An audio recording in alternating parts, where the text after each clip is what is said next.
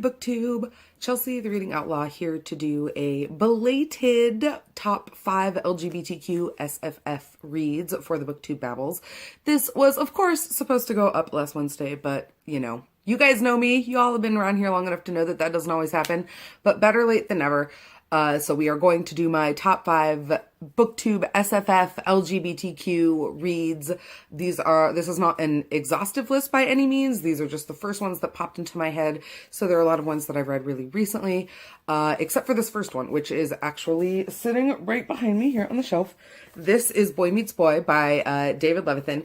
This is an interesting book because it's a very light fantasy book, and that really the only fantasy element is that this book is an AU in which the dominant sexual orientation is homosexuality and not heterosexuality. And so basically that conceit happens, and then the book goes forward operating on that principle and what would happen and what the world would look like if that were the case. But this is a book I first read in high school and then read again for my honors thesis in university. So it is very, very, very marked up, but this is just an absolutely wonderful book. It is a hopeful book. It is a joyful book. It is a funny book. So it is really, really worth picking up. I highly recommend that you do. It is a very quick read, and it is really, really hopeful, which is not always something that you get in an LGBTQ story. The next one I want to talk about is Luck of Shadows by Lynn Fuelling. I actually just read this book within the last year. It was a Magical Space Pussycats read, and this book is a book about Sarah Gill and Alec and their bond together and their slowly budding homosexual relationship. And it's just really, really cute. Nothing too major happens in this first one. There's just a lot of flirting and kind of a lot of heavy innuendo of stuff to come. But I have the next, I think, 3 books in this series, and I do really need to get to them eventually, of course, as is always the case. But I am really looking forward to doing that, and I really recommend you pick this one up if you don't mind some kind of traditional high fantasy stuff with 2 main male gay narrators. The next one that I recommend you pick up is, again, a podcast read, this time for the Sisterhood of the Traveling Paperbacks. Not Your Sidekick by C.B. Lee is a book about a young Asian American bisexual narrator and her crush on her classmate.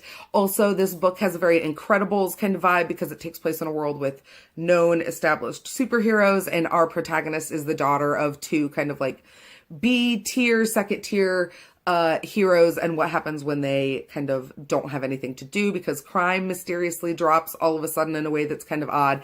And this book is just about superheroes and the superhero genre. It can get very lovingly campy and kind of tongue-in-cheek, and I really appreciated it. I will link both of those podcast episodes down below if you want to go listen to more in-depth thoughts from both me and all of the other ladies that I read those books with.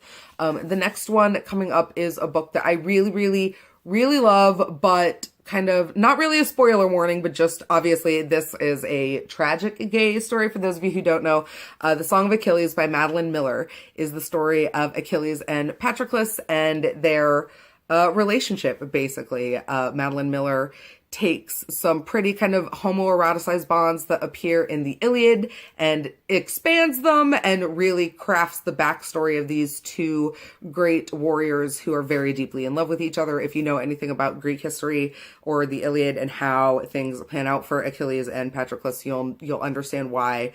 It's trigger warning for, you know, tragic gay tropes, but this book is beautiful. This book is beautifully written. This book still just like almost makes me cry just to think about it because it's very sad but very poetic, and Madeline Miller manages to capture this beautiful relationship and also this time and setting of ancient Greece, and it's just, I really, really love it. And the last book is another young adult book. This was actually one that I literally just read because I saw it kind of floating around the bookish web early in the year. And then I heard Claire talk about it on one of our podcasts. It was in one of her currently readings, and it is Dreadknot by April Daniels. And this is essentially about a young girl who kind of sees a superhero die and inherits their superpower. And that means transforming herself physically into the girl she's always known herself to be mentally. She is trans, and it's about superheroes and magic powers, but also about identity. And it's just a really interesting lens to put on it. And it's written for young adults. Highly, highly recommend that you all pick it up. And that's it. Those are the top 5 LGBTQ BookTube SFF books that I recommend that you guys pick up.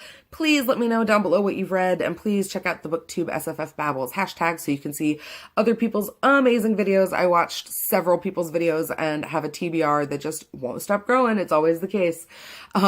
So yeah, like, comment, subscribe down below. Let me know what you've read, what you're going to read, what you want to pick up now. Come find me all over the internet to talk books. I will see you guys in just a little bit. Until next time, take care of yourselves, take care of each other, and have happy reading.